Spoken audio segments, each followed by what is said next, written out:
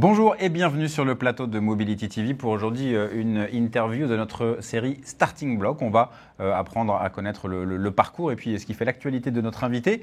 Aujourd'hui, Jean-Baptiste Segard, bonjour. Bonjour. Merci à vous d'être venu sur notre plateau. Donc fondateur d'EPtender, on va très vite évidemment parler de ce qu'est EPtender. Peut-être d'abord parler un petit peu de vous. Est-ce que le secteur de l'automobile, de la mobilité, des batteries, est-ce que c'était votre secteur naturel ou est-ce que vous y êtes mis depuis quelques temps seulement? Oui, je m'y suis mis depuis 2012 seulement.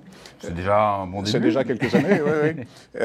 Bon, à la base, je suis ingénieur, mais en fait, j'ai fait de l'asset management, de la gestion d'actifs pendant 26 ans. D'accord. Et donc, j'étais un vrai spécialiste de l'épargne retraite, l'épargne salariale, la gestion d'OPCVM. Au départ, rien à voir, donc. Oui, rien à voir du tout. Donc, l'automobile était un intérêt comme ça, par curiosité. Et puis, je me suis intéressé à la voiture électrique, en trouvant que c'était une bonne idée.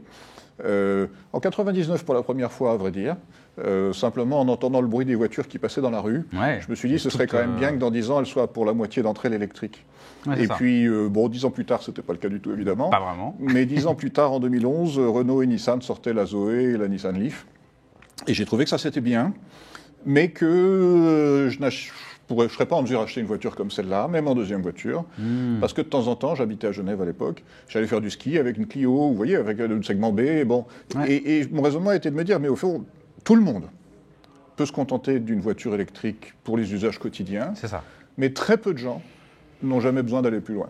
Ouais. Et donc, le raisonnement est parti de ça, mais vraiment, j'avais rien à voir avec l'automobile à ce moment-là. Ouais, d'accord. Donc, c'est vraiment, comme souvent aussi, ça part d'un constat perso. Alors, parfois, on peut s'arrêter à ce constat. Et là, vous n'êtes pas arrêté Moi, j'ai cherché à ce agir, constat. Oui. Vous avez cherché, voilà. Et donc, du coup, c'est devenu très vite EPtender ou combien de temps ça a pris entre le moment où on se dit, bon, il y a quelque chose à faire et j'ai une solution Un an entre le premier jour où je me suis dit, tiens, c'est un peu bête, et le jour où j'ai créé la société. Et entre-temps, j'avais déposé un brevet. Ouais, quand même. Parce que... Donc là, on voit l'ingénieur qui était là quand même. Hein. Oui. Alors bon, en plus, dans mes origines familiales, il y avait un petit peu de mécanique. D'accord. Mais ma formation à moi, c'était l'informatique. Et à nouveau, je n'ai même pas fait d'informatique dans ma carrière. Je faisais de la finance. Bon. Oui, c'est ça. Et de fil en aiguille, je me suis dit, bon, donc il faut une solution de modularité. Ouais. Parce qu'en fin de compte... Donc on est vraiment sur un sujet de réponse à l'autonomie. Hein, voilà, exactement. En fait, c'est pas tellement l'autonomie, enfin oui, mais c'est la capacité de voyager l'esprit tranquille. Oui. Parce que l'autonomie, au début, vous voyez, en 2012, on parlait de problème d'autonomie. Mais c'est plus vrai. Il n'y a plus du tout de problème d'autonomie. 98% de vos usages, vous faites des trajets qui sont de moins de 200 km, même de moins de 100 km. Ouais. Et donc, les voitures électriques satisfont ça à merveille. Donc la voiture électrique, que ce soit segment A, type Fiat 500, ou 208, ou Zoé, ou même la future Mégane, sont des voitures qui sont formidables au quotidien. Ouais. Mais voilà, si vous voulez pouvoir voyager, il faut acheter une voiture qui coûte au-delà de 40 000 euros. Ouais, c'est pas la même... Et alors ça, les voitures à plus de 40 000 euros, on parle de moins de 20% du marché. Ouais. 82% des voitures neuves sont à moins de 35 000. Et aujourd'hui, la voiture électrique se développe sur... On accueille les branches basses. Vous voyez, les fruits sur les branches basses. Et donc tout va bien. Les gens qui ont ça comme deuxième ou troisième voiture et qui font jamais de longs trajets, c'est parfait. Ouais, c'est ça. Et les gens qui s'achètent des voitures à plus que 40 ou même 50 000 euros, bien sûr. tout va bien. Ouais. Tout va assez bien.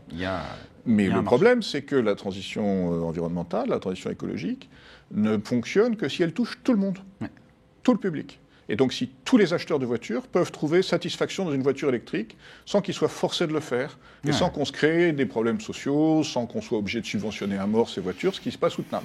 Sans qu'on consomme des ressources naturelles à l'infini, alors qu'elles sont limitées en quantité, etc. Et donc, pour ça, il est indispensable que le prix de la voiture électrique se rapproche du prix de la voiture thermique. Et ceci sans subvention. Et il est indispensable donc, parce que la batterie, il n'y a pas de free lunch comme on dit, il n'y a pas de repas gratuit, il n'y a pas de loi de Moore. La batterie, c'est de l'électrochimie, on est déjà à l'échelle atomique, ça progresse, mais la pensée magique ne résoudra pas ça. C'est ça. Et donc le seul moyen, c'est de prendre une solution modulaire. Donc on a un problème surcontraint, comme on dit, c'est-à-dire qu'on ne peut pas à la fois satisfaire l'autonomie et le prix. Et pour y parvenir, il faut qu'on satisfasse l'autonomie du quotidien à un prix raisonnable, et que de temps en temps, vous alliez louer, payer à l'usage, une batterie supplémentaire, et qui plus est, vous pouvez les changer au cours du voyage lorsqu'elle est vide. Donc ça veut dire que, une anecdote, un exemple, avec une Fiat 500, j'ai récemment fait le trajet Poissy, donc région parisienne, Turin, 825 km, 3 arrêts de 35 minutes, avec notre système sur une Fiat 500, c'est parfait. Et c'était une version prototype. Et la version que nous ciblons en fin d'année, c'est de pouvoir faire un arrêt de 30 minutes sur 825 km avec une Fiat 500. C'est parfait. Et à ce moment-là, vous pouvez même choisir la version ayant une plus petite batterie. Donc vous pouvez acheter une voiture à 20 000 € et voyager à la demande autant que vous voulez. Et ce modèle-là de batterie modulaire s'applique jusqu'à des voitures type segment C, c'est-à-dire des voitures qui vont faire 4,20 m, 4,30 m de long. Et pour bien comprendre l'usage, donc du coup, donc ce que va proposer ePtender, c'est donc cette batterie modulaire. Oui. Et comment ça fonctionne? Moi, à quel moment je me dis, très bien, très bonne idée, je le fais. Comment ça se passe? Est-ce que c'est forcément sur autoroute? Parce que voilà, vous parlez de longue distance, c'est forcément là aussi où on se pose la question de l'autonomie, où ça descend évidemment bien plus vite sur autoroute que quand on va rouler à 50 ou à 80. Voilà, comment ça fonctionne tout simplement? À quel moment je me dis, ok, je l'accroche à ma voiture? Alors, il y a une petite particularité du système. Donc, c'est une batterie assez grosse quand même, qui fait 60 kWh en cible et 50 kWh à la fin de cette année. Donc, vous faites plus que doubler l'autonomie d'une voiture type 208. D'autant plus que sur la 208, en vrai, vous utilisez 60-70% de la batterie, parce que quand vous vous arrêtez pour recharger, vous conservez une marge, et vous ne rechargez pas à 100%, sinon la fin de la charge est très lente. Et donc, on fait x3 en fait sur l'autonomie effective de la voiture. Sur autonomie effective x3. Et surtout, on recharge en 2 minutes, parce qu'une fois qu'elle est vide, vous les changez. Oui. Et alors, maintenant, à quoi est-ce qu'elle ressemble? Eh bien, c'est une remorque. C'est-à-dire qu'une batterie de 300 kg, dire je vais avoir un espèce de tiroir ou bien des petits bidons que je vais changer à la main, tout ça, ça ne marche pas. Donc c'est une remorque qui a comme particularité d'être robotisée, donc elle s'attelle à la voiture alors que vous restez au volant. Donc vous vous arrêtez sur une aire de covoiturage, la remorque s'attelle à la voiture.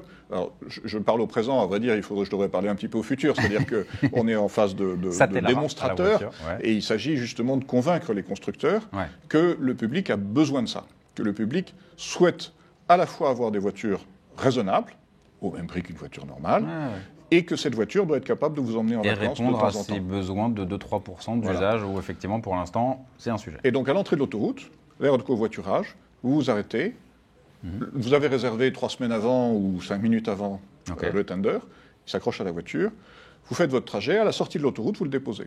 Et donc les premiers 50... Donc il y a un lieu spécifique, je sais où je vais les récupérer, je sais où je vais les laisser. Exactement. Vous faites la réservation, on vous dit c'est là. Si vous faites un long trajet, plus ou moins par construction, vous passez par des grands axes. Vous allez donc sur un grand axe, à l'entrée du grand axe, qui peut être une autoroute ou qui peut être une 2x2 voies. Le tender s'attelle à la voiture. Des aires de covoiturage, il y en a 1200 en France, donc c'est des lieux qui sont parfaits, accessibles dans les deux sens. Et puis en cours de route, si vous faites Paris-Bordeaux, à Poitiers, vous échangez la batterie vide pour une pleine sur une aire de service. Donc là, je sais à quel endroit je pourrais donc échanger la batterie. C'est facile. C'est pas forcément un moment de recharge. Voilà. Et vous ne faites pas de détour. Et à quel moment on sait que entre guillemets, on utilise forcément en priorité la batterie dans la remorque et pas celle qui est dans la voiture? En fait, c'est à votre gré. D'accord. C'est-à-dire qu'il y a une fonction par défaut où on va consommer les deux batteries en parallèle. C'est comme si vous aviez une plus grosse batterie. Et puis, il y a un mode dans lequel vous dites, à cet endroit-là, je m'arrête pour déjeuner, parce que sur 825 km, je fais une pause au milieu, évidemment. Et là, j'en profiterai pour recharger ma voiture. Donc, vous pouvez dire, à cet endroit-là, je veux que ma batterie de la voiture soit vide. Oui, c'est ça. Et vous allez recharger la voiture. Et puis, à l'inverse, vous allez dire, non, je vais échanger le tender, donc je veux que ce soit le tender qui est vide, qui soit vide. Et ma batterie, à l'endroit où je dépose le tender, je dois encore faire Bordeaux-Arcachon ou Cap-Breton ou je sais quoi. Je laisse tomber, entre guillemets, je n'ai plus besoin pour finir du tender. Mais je veux avoir 100 km d'autonomie ou je veux avoir 150 km d'autonomie. Et donc le système est tel que, à nouveau, le début du trajet, vous le faites sur la batterie de votre voiture. La fin du trajet, vous le faites sur la batterie de votre voiture. Et au milieu, vous avez l'appui efficace du tender, ce qui vous permet d'économiser énormément de temps sur le trajet. Et surtout d'économiser énormément d'argent sur le prix de la voiture et d'avoir une voiture qui soit authentiquement propre. Parce qu'une voiture de 2,5 tonnes avec une très grosse batterie, c'est bien, ça rend la voiture désirable, mais le but, c'est que la voiture grand public soit elle-même désirable, électrique, soit elle-même désirable pour tout le monde, quels que soient les budgets, même pour de la voiture d'occasion. Donc vous le disiez, il faut convaincre les constructeurs. Peut-être un mot rapide aussi sur justement autoroute. Je sais que vous êtes en lien avec Vinci Autoroute pour justement, du point de vue d'un concessionnaire d'autoroute, c'est aussi de proposer aux usagers des options, des innovations. C'est ça. C'est là où on parle au futur et ça pourrait devenir du présent. Oui, alors Vinci Autoroute, comme les autres exploitants d'autoroute bien sûr, mais elle est assez en pointe sur la question de l'autoroute décarbonée. Ouais. Mais pour y parvenir, il faut à la fois que l'exploitant de l'autoroute, le concessionnaire, décarbone sa flotte, etc., et ça, ils y travaillent, mais l'immense majorité des émissions de CO2 d'une autoroute, évidemment, c'est le fait des clients de cette autoroute qui parcourent l'autoroute. Et donc, il faut des autoroutes électriques. Alors, on déploie des bornes sur les aires de service d'autoroute. Ça progresse bien maintenant. C'est pas du tout abouti. Mais bon, il se passe quelque chose. Mais cela dit, on va avoir des problèmes de congestion. On va avoir des problèmes de vitesse de charge, parce que c'est bien gentil de charger vite une grosse voiture très chère avec une grosse batterie. Bien sûr. Mais une voiture mass market, ce sera pas chargé si vite que ça. Pour vous, c'est vraiment complémentaire. C'est pas du tout l'un ou l'autre. Ça ne va pas remplacer. Les deux sont nécessaires à nos yeux. Et l'autoroute décarbonée, on peut le faire en mettant des bobines d'induction dans la route avec des voitures qui vont charger par induction. Bien sûr. Mais c'est une infrastructure qui est coûteuse. Ça va être un déploiement très progressif sans doute, etc.